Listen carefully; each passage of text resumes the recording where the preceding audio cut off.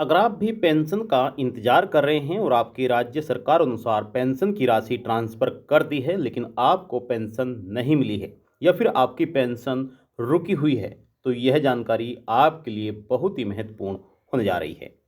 देखिए, आप किसी भी राज्य की पेंशन लाभार्थी हों, चाहे आप उत्तर प्रदेश की पेंशन लाभार्थी हो, हरियाणा की पेंशन लाभार्थी हो, बिहार की पेंशन लाभार्थी हो, उत्तराखंड की पेंशन लाभार्थी हो या फिर आप राजस्थान की पेंशन लाभार्थी हों, आपके लिए यह जानकारी बहुत ही महत्वपूर्ण जानकारी है, क्योंकि काफ़ी ऐसे लाभार्थी हैं जिनकी पेंशन रुकी हुई है, जिन्हें पेंशन नहीं मिल पाई है।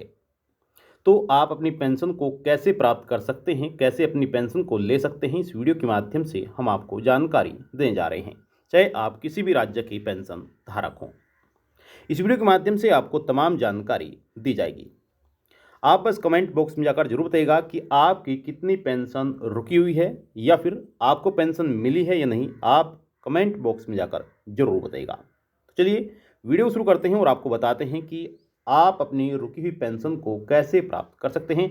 चाहे आपकी एक पेंशन रुकी हुई हो या फिर दो पेंशन रुकी हुई या फिर तीन पेंशन रुकी हुई हो, आप आने वाली पेंशन के साथ ही अपनी रुकी हुई पेंशन ले सकते हैं। बस कुछ गलतियों को सुधारना है और कुछ महत्वपूर्ण कार्य करने हैं, जिससे कि आपकी रुकी हुई पेंशन आपके बैंक खाते में पहुंच जाएगी। तो चलिए वीडियो शुरू करते हैं। वीडियो शुरू करने से पहले आपसे एक छोटा सा निवेदन है कि अगर आपने अभी तक वीडियो को लाइक नहीं किया है, वीडियो को लाइक कर दें, शेयर कर दें। चैनल पर आप पहली बार आए हैं तो योजना ऑनलाइन फॉर यूट्यूब चैनल को आप जरूर सब्सक्राइब कर लें। चलिए वीडियो को शुरू करते हैं और आपको तमाम जानकारी देते हैं। देखिए, जिन लाभार्थियों की पेंशन रुकी हुई है वह अपनी रुकी हुई पेंशन प्राप्त कर सकते हैं। हालांकि यह समस्या काफ़ी पेंशन लाभार्थियों के सामने है। सरकार पेंशन का पैसा तो जारी कर देती है, लेकिन काफ़ी लाभार्थियों के बैंक अकाउंट में पेंशन की राशि नहीं पहुंच पाती है। तो यह गलती पेंशन लाभार्थियों की है। छोटी छोटी गलतियों की वजह से पेंशन लाभार्थियों तक योजना का लाभ नहीं पहुंच पाता है। यह पेंशन की बात नहीं है, और ये सभी जितनी भी सरकार की तरफ से आर्थिक योजना से जुड़ी हुई योजना चलाई गई हैं उन सभी के लिए है। क्योंकि काफ़ी लाभार्थी ऐसे हैं कि नहीं, किसी को आवास योजना का लाभ नहीं मिला है, किसी को पेंशन नहीं मिली है, किसी को किसान योजना का पैसा नहीं मिला है। तो ये छोटी छोटी गलतियाँ होती हैं जिसकी वजह से इन योजनाओं का लाभ नहीं मिल पाता है। तो हम आपको उन छोटी छोटी गलतियों को बताएंगे कि आपकी कौन कौन सी छोटी छोटी गलतियां हैं, जिससे कि आप सुधार सकें और आप अपनी जो भी योजना में आप लाभ लेते हैं वह आप ले सकें। खासकर पेंशन लाभार्थियों के लिए यह जानकारी है। लेकिन अगर यह वीडियो किसान या फिर आवास योजना से संबंधित या फिर राशन कार्ड धारक कोई भी देख रहा है, तो वह भी अपनी छोटी छोटी गलतियों को सुधार सकते हैं अगर उन्हें लाभ नहीं मिल रहा है। तो बने रहिएगा हमारे साथ, अंत तक वीडियो को देखते रहिएगा। अब देखिए कौन कौन से कार्य करने हैं, चलिए उसके बारे में आपको बता देते हैं। अगर आपने वीडियो को लाइक नहीं किया है, वीडियो को लाइक कर दें, शेयर कर दें, और चैनल पर पहली बार आए हैं तो योजना ऑनलाइन फॉर यूट्यूब चैनल को आप जरूर सब्सक्राइब कर लें। सबसे पहले आप कमेंट में जरूर बताइएगा कि आपको पेंशन मिली है नहीं, या फिर आपकी कितनी पेंशन रुकी हुई है। अब ध्यान दीजिएगा, देखिए हर राज्य सरकारों द्वारा अलग अलग प्रकार से पेंशन योजनाएं चलाई गई हैं, और ये पेंशन बुजुर्ग पेंशन, दिव्यांग पेंशन और विधवा पेंशन, खासकर तीन प्रकार की पेंशन चलाई जाती है, जिसमें लाभार्थियों को अलग अलग तरह से राशि दी जाती है। किसी राज्य में कम पेंशन दी जाती है, इनकी कम राशि दी जाती है, तो किसी राज्य में अधिक पेंशन राशि ट्रांसफ़र की जाती है। अब देखिए, आपको बता दें कि यह ज़्यादातर पेंशन लाभार्थियों के लिए बड़ी समस्या है कि वे पेंशन का पैसा प्राप्त नहीं कर पाते हैं। आवेदन तो करते देते हैं और कुछ पेंशन लाभार्थियों को पेंशन मिल भी जाती है, लेकिन काफ़ी लाभार्थियों को पेंशन नहीं मिल पाती है। तो यहाँ पर आपको क्या करना है, आप ध्यान दीजिएगा। देखिए, सबसे पहले तो आपको यह चेक करना है कि आपकी पेंशन क्यों रुकी हुई है, किस वजह से रुकी हुई है, आपको यह चेक करना है। अगर आपको वह गलती नज़र आ जाती है कि इस वजह से आपकी पेंशन रुकी हुई है, तो आप वह गलती सुधार सकते हैं और आप अपनी पेंशन को प्राप्त कर सकते हैं। अब आपको पता कैसे चलेगा कि आपकी पेंशन क्यों रुकी हुई है, तो उसके बारे में भी आपको जानकारी दे देते हैं। देखिए, सबसे पहले आपको क्या करना है, अगर आपकी पेंशन रुकी हुई है तो आपको सबसे पहले जन सेवा केंद्र जाना है। वहाँ पर आपको अपनी पेंशन आईडी ओपन करानी है और उसमें चेक कराना है कि इसमें क्या गलती है, किस वजह से आपकी पेंशन रुकी हुई है। अब ऐसे में काफ़ी लाभार्थियों की गलती पाई गई है। जैसे सरकार पेंशन का पैसा जारी करती है, तो पेंशन जारी करने से पहले सभी लाभार्थियों का सत्यापन किया जाता है, जिसमें जांचा जाता है कि कौन लाभार्थी अपात्र है और कौन लाभार्थी पात्र है, किन लाभार्थियों को पेंशन जारी की जानी है और किन पेंशन लाभार्थियों की पेंशन रोकनी है। अब सत्यापन के दौरान काफ़ी गलतियां पाई गई हैं, उन गलतियों के बारे में हम आपको बता देते हैं।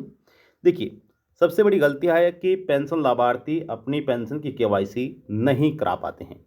अगर लाभार्थी ने पेंशन की केवाईसी नहीं कराई है तो उनकी पेंशन रुक सकती है।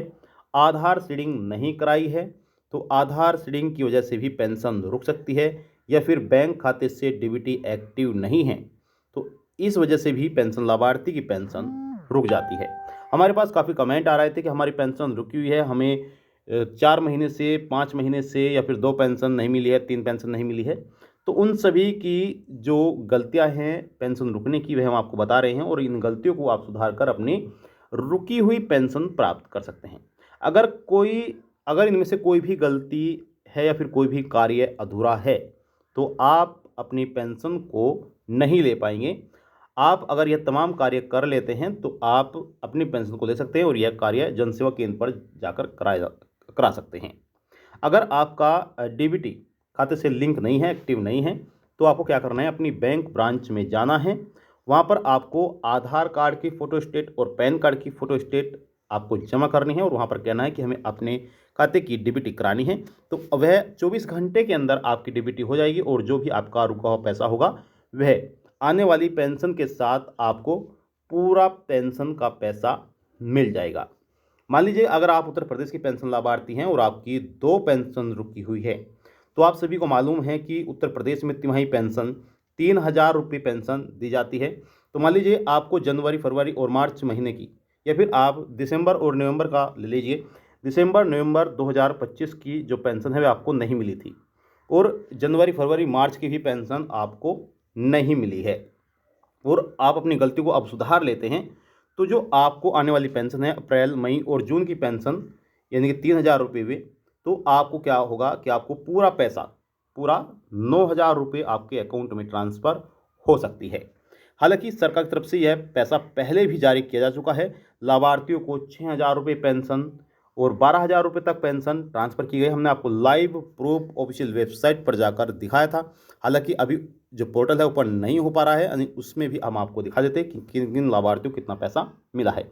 यदि आपका कोई सवाल है, सवाल कर सकते हैं, आप सभी के सवालों के जवाब दिए जाएंगे, और आपकी कितनी पेंशन रुकी हुई है आप जरूर बताइएगा, और जिन लाभार्थियों को अभी भी पेंशन नहीं मिली है वह भी अपनी पेंशन को चेक करेगा, उनकी पेंशन भी जल्द ही मिल पाएगी। ठीक है, तो आपको पेंशन मिली है नहीं, आप कमेंट बॉक्स में जाकर यह भी जरूर बताइएगा। तो ये थी आपके लिए महत्वपूर्ण जानकारी। आई होप आपको जानकारी चली होगी। आपसे निवेदन करते हैं कि अगर आपने अभी तक वीडियो को लाइक नहीं किया है, वीडियो को लाइक कर दे, शेयर कर दे। चैनल पर आप पहली बार आए हैं तो कृपया करके योजना online for you YouTube channel को आप जरूर सब्सक्राइब कर लीजिएगा। कोई भी सवाल करिएगा, आप सभी के सवालों के जवाब दिए जाएंगे। मिलते हैं आपको नेक्स्ट वीडियो में नई जानकारी के साथ। तब तक के लिए जय हिंद, जय भारत, वंदे मातरम।